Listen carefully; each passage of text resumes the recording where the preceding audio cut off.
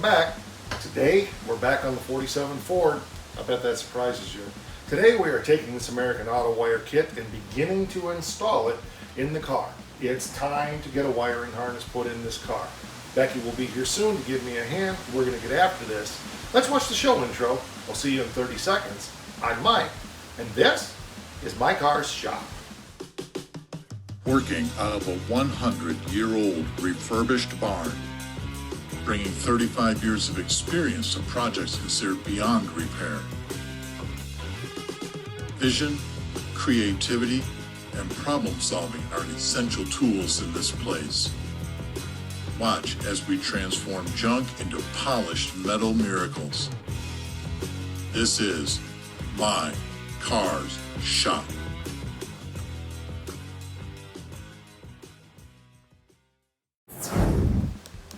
Let me start out by saying I'm not endorsed by this company. I purchased this probably 10 years ago to put in the car, and I'm just sharing the installation process, the good, the bad, and the ugly when it comes to this American Auto wire kit. Quite frankly, I don't even know if this company is still in business. I assume they are, and I don't even know if they still offer this product, but this is what we have. So it's broken down into a fuse panel, which is clearly labeled, and then you just start with the bags in A, B, C, D, E, F, and of course there's a big 175 mega amp fuse kit, a bunch of little terminals and stuff like that. The headlight switch I already have in the dash, the dimmer switch which goes on the floor, ignition switch column mount adapter for a GM steering column which we don't have. For some reason I couldn't get an adapter kit for a 47 Ford steering column, can't imagine why. And the ignition switch itself. So we have an ignition switch in the car, but we'll probably be switching it over to this one since this is made for the car, but maybe we won't. We just don't know. So the first order of business is to get the fuse panel mounted, and so I've been spending some time in the car making a determination on what makes the most sense. I need to open the package up and see exactly how it mounts, but trying to make the determination on what's the best place to mount our Highway 15 American Auto wire fuse panel. Ooh, it even comes with a little screwdriver. Look at that. Isn't that cool? One of the big challenges with putting this in is I don't know how big of a hole I need through the firewall. I hope that the hole that's there is big enough.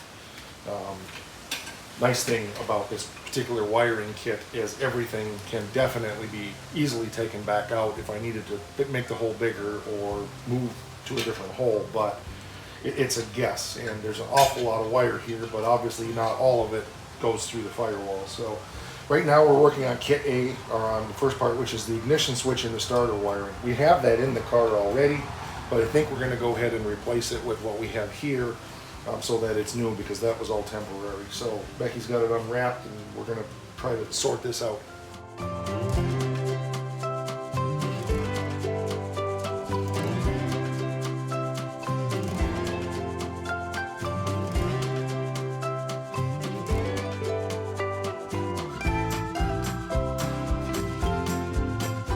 One of the nice things about a wiring kit like this is that all the wires are labeled, printed right on it, but Becky just pointed out that putting some masking tape and writing on it bigger where it's easier to read also makes some sense. We were also just discussing the ignition switch, and we're going to see if this switch will fit in the dash. I'm hoping it will. I think it's going to, but if it won't, we'll use that one. If it will, we'll use this one. But the hole, it depends on the size of the hole. So a lot of things are smaller on an old car like this. My hope is that we'll be able to put this in the dash, get everything wired up to it. I want to take this ignition system and just move it out of the way and leave everything hooked up until we're ready to hook it up to things like the starter, so that we are, I can move the car around if I have to. I don't know that I really want to be flopping around on the floor hooking wires up to the starter. And the second thing is, the starter on this car is shot and I need to replace it. So I'm not necessarily going to do that today for a number of reasons, but we want to try to get the wires all strung out to the corners of the car and get things so that we can have headlights and things like that.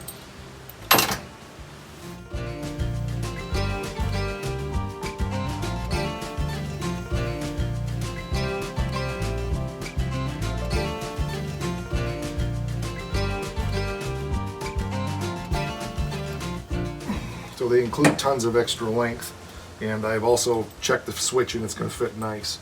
So from where this box is going to be up on the firewall, we've got to cut this pigtail off where to the right length is what I'm trying to say.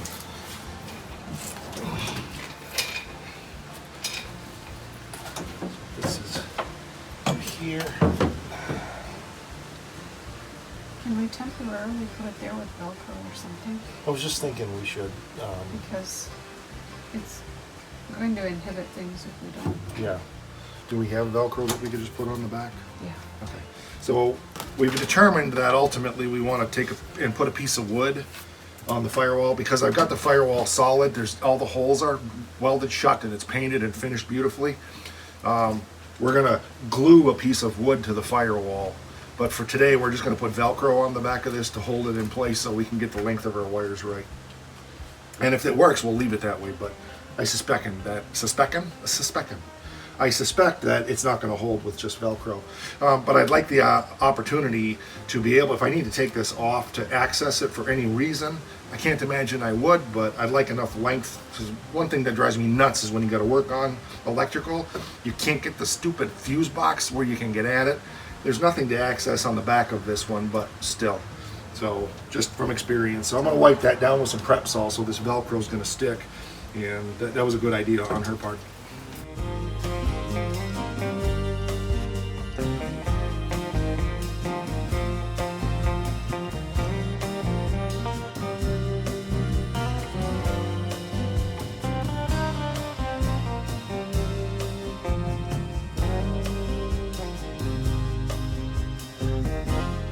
Okay, so they gave us all of these nice little ends, and I believe it's, is it shrink wrap or is this just rubber? I think this is just rubber to go over there. Yeah, it is, which is fine. So we just need to strip these wires down and crimp the ends on so that we can connect them to the switch. But as always with everything, make sure that you put the little rubber pieces on first.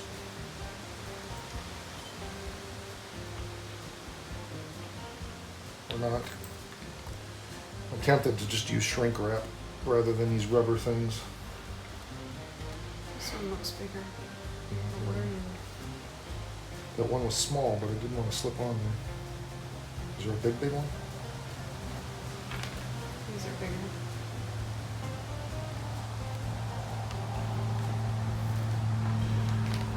Oh, I see how they do it. Okay.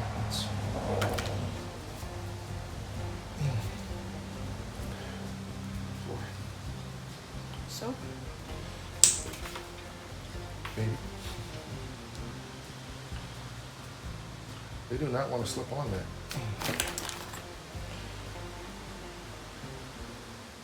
As with most rubber things, it'll slide on better if you push it rather than pull it, but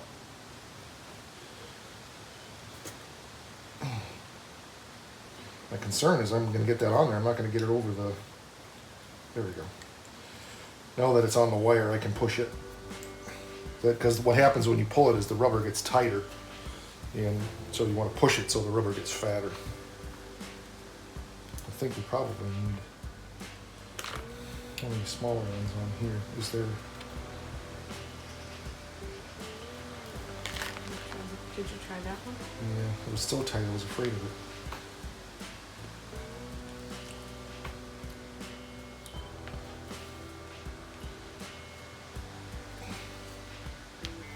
There we go. Okay, good. So now we just need to strip them down and crimp them.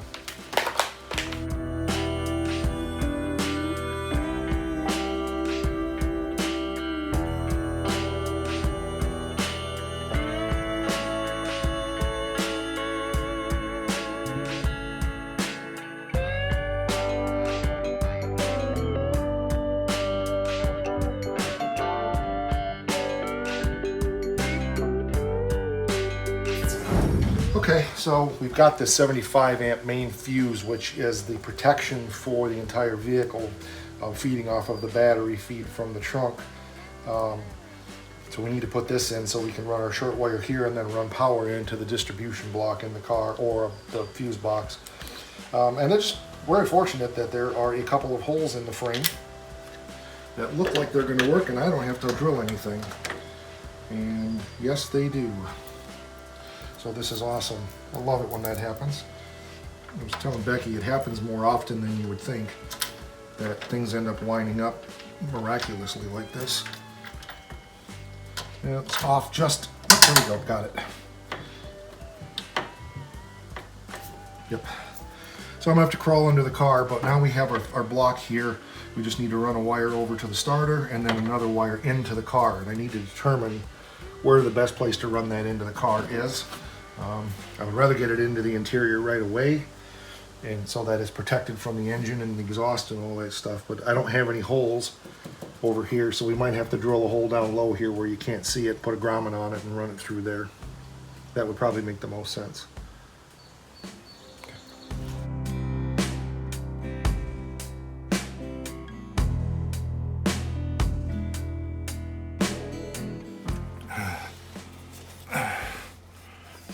There's one. No idea which one. I think that's the front one.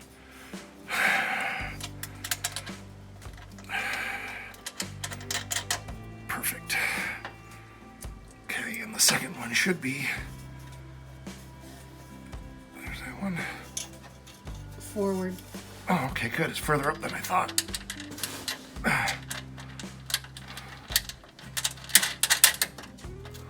Good, sweet.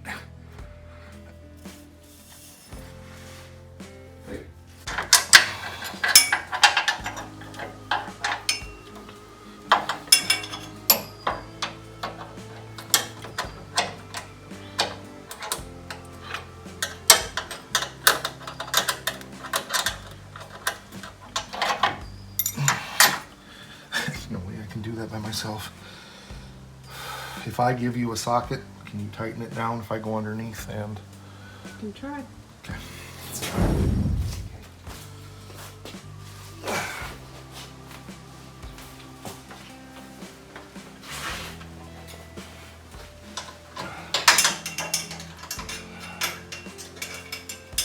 Okay, go ahead.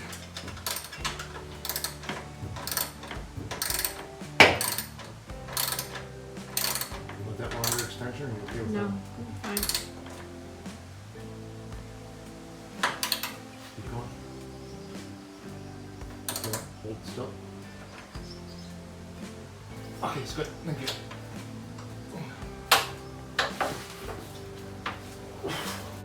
Okay, so we got that main fuse block tightened down there on the frame. That's a great place for that. Really happy with the way that's going to work out, I think. So, good to go. Oh, cool! It has breakouts on the end so that we can put the wire in on the end rather than coming out that way, because I was concerned about it if it was going to be able to snake. Okay, but there's a breakout here if we have to. So I prefer to go here. I think we'll be okay because the wire's not huge, but still. One of the big challenges with doing this is the brain work. That's why I have the brains here. I'm not kidding. She's already done several things that I go, oh, duh, yeah. And this is shrink tube.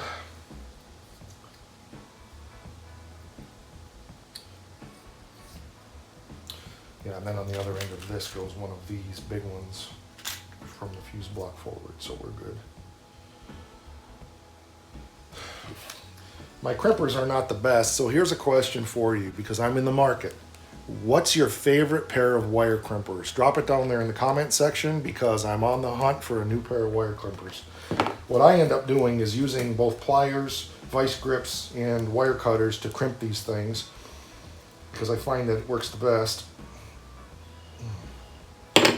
These crimpers are not great, but they do the job.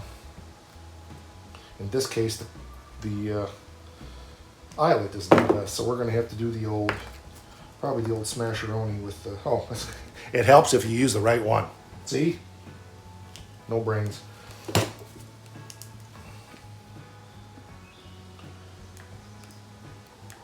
we go. What the heck, that one's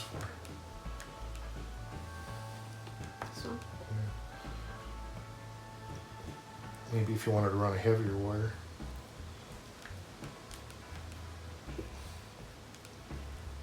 Can't get it to...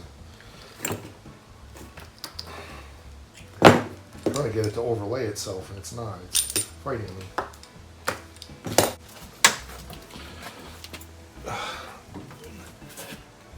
That seems to make sense to me. Go ahead and open it. Push the button. There you go. It's kind of a pain. You gotta kind of get everything.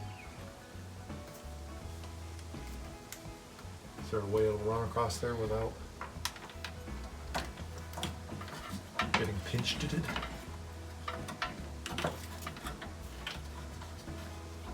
Does that work? Okay. Something we can zip tie it to there then? Maybe come around and look.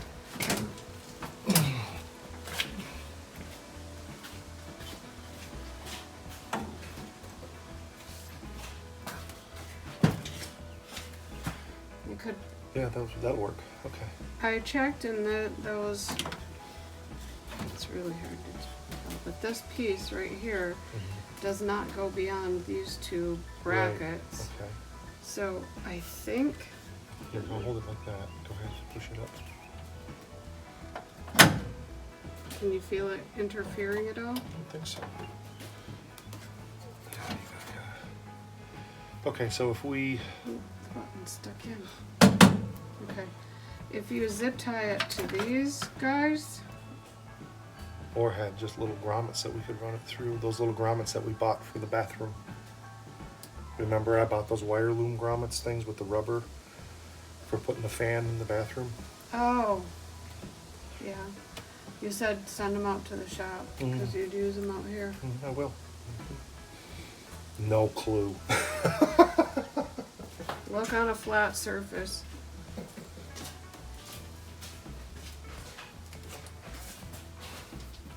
And here's a little tech tip for you. I needed a grommet to run through the floor and I didn't have one. So I just ran a 17/32 drill bit and pushed a piece of 5/16 fuel line in there about that long.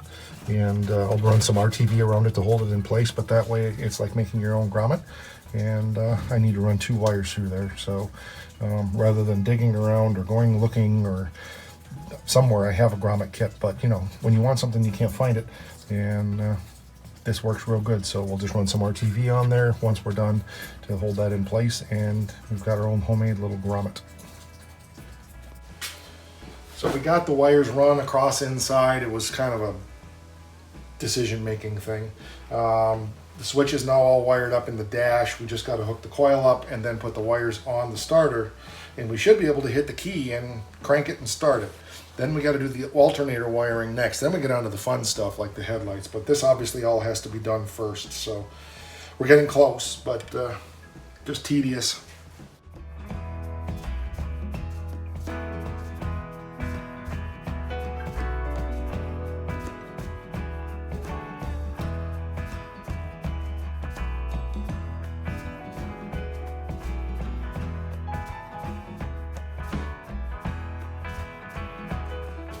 We have the ignition system done, the charging system done, the ignition switch is hooked up. We're not tapped into the fuse blocks yet, but that shouldn't matter for what we're doing here. So we want to turn the key, see if it starts, see if the starter cranks, see if the engine runs. And so we got to hook the battery up, but let's see what we got.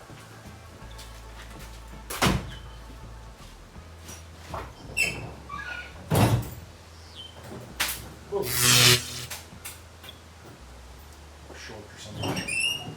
Got sparks back there, so something's not right. Hang on.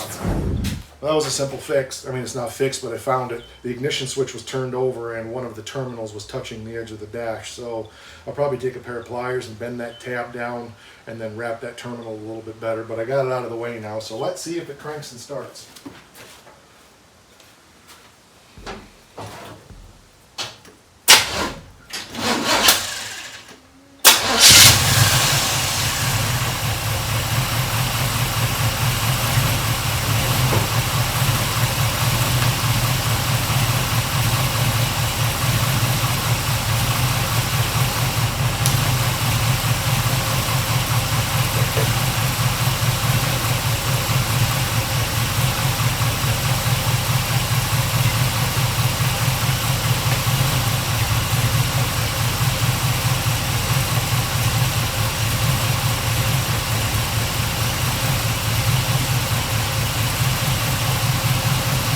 13.7 volts, so it means our alternator is working.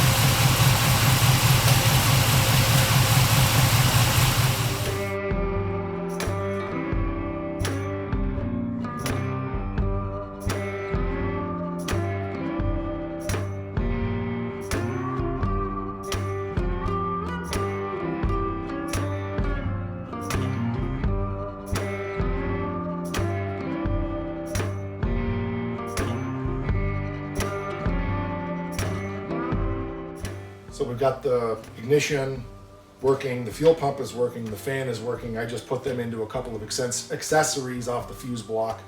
I plugged the fuse block into the ignition switch. All that's working. So we're gonna go ahead and lay out the wiring for the lights. That doesn't necessarily mean we're gonna get the lights working today, but at least we're gonna lay the wiring out, get it pulled out in the directions it goes, and then it's gonna be a matter of hours of stripping and terminating wires. So figuring out routing, although we did spend some time figuring out where things are going to run. So we've got a pretty good game plan, I think. My plan is to run as many wires inside the car as possible because there's just less problems of it not being exposed to the elements. So there'll be some wires running next to the driver's seat, and we will just get it run out so we know where things are going to go and kind of get it somewhat laid out. The place we're starting is with our headlight switch in the dash. Which mounts over here, as I said, there it was. Yeah, that's where I had it. So we're going to plug the wiring harness into that and then just start running the wires where they go. They go to the fuse blocks to bring power, fuse block, and then it goes down to the dimmer switch, and then out to the different lights from there. So hopefully everything fits. That's always a concern when you get these big plugs in there, but I think I figured that out the other day when we were working on the fan. So if it would just plug in. There it goes.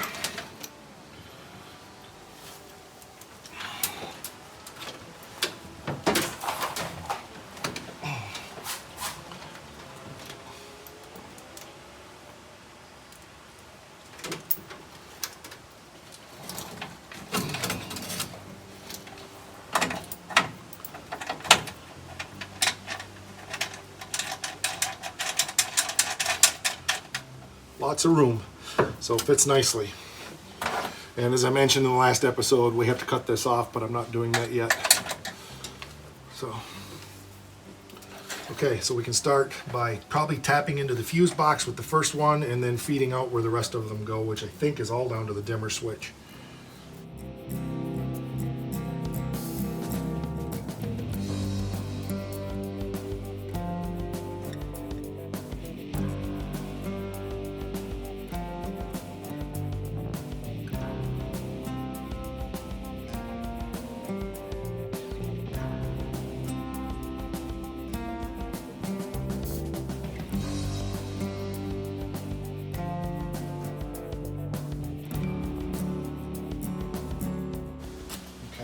So what we're going to do is I'm going to push this through the grommet in the floor, and then we'll start pulling it, and then we'll switch hands. Okay.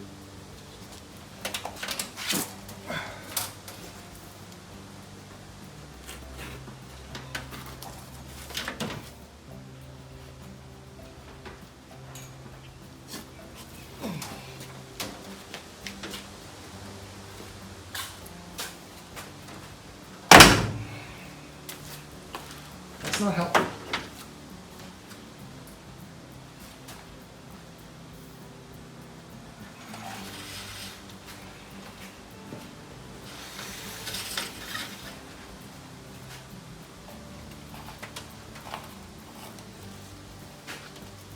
It's probably twisted on itself.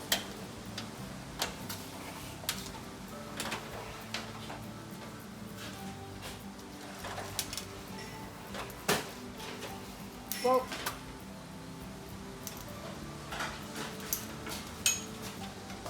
you want to come and boil this up, coil it up, and put these tape around or something. So.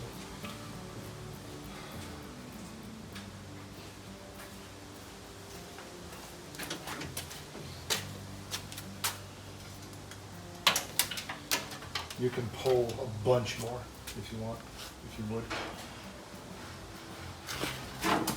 keep going. Okay, that's good right there. I mean, it ain't gonna matter. That's fine. Okay, so we got to screw the dimmer switch to the floor, plug that in, run that yellow wire down. It was way easier than I expected. Want to do it? What's that? You going to do it? Yeah, I just got to find screws to screw that dimmer switch to the floor. So, just as an interlude here, I did discover, I don't know if I've said this, that I made these floor pans out of wood, and I suspected it wasn't right, but thank you to Iron Trap Garage, who found an original metal floor pan for one of these. Not that that had anything to do with me, but I learned that they made one. Nobody reproduces it. That's why I was struggling. I've worked on 47, 48 Fords before, but it's been so long I couldn't remember because I had no reason to pay attention. So I will eventually remake this floor out of metal, but for now, the wood's going to be there, so I'm just going to screw this dimmer switch to the floor because our goal is to get this car on the road. I seriously doubt we're going to have it on the road by next weekend, but with what we're getting accomplished here today, we're way closer with what Brad and I did the last couple of days and what Becky and I are doing now. We're not far from being able to pull the switch and have headlights. And the next thing after that is blinker lights, and that's another whole thing, but one thing at a time here. Big job accomplished. It's not done. All we got to do is finish it up. We got the wires run forward and the wires run back for headlights, tail lights, parking lights, tail light, license plate, the little Ford emblem in the back stuff. So the next thing is to get those all wired up to the lights. And then the next big job is going to be getting turn signals hooked up. I'm not totally sure what I'm doing for the turn signal switch. We're using the original 47 Ford column and it doesn't have one. This is what came in it, which is an old Duo something or another, Duo Light or Duo, I don't know, Duo something. But it doesn't have, I don't think, accommodation for brake lights. I have a new one of these in the box somewhere. I just need to do some research and see what makes the most sense. I know I've even seen on some of these Pro Street, Pro Mod, Fastest Car in America type things that they use a similar switch to this. It's got a hazard on it, which would be for your brake lights as well. So I've got to do some research and then we can run the wiring for that. But in the run the wiring. But in the meantime, I've got to get the headlights hooked up in the marker lights and so forth. So lots to do, but that's going to do it for this episode. Anything you want to say? See you next time. Thanks for watching. We appreciate it. Please subscribe to the channel if you haven't. Hit the bell so you receive notifications. We're on Instagram and Facebook /MyCarShop. Rock on, guys.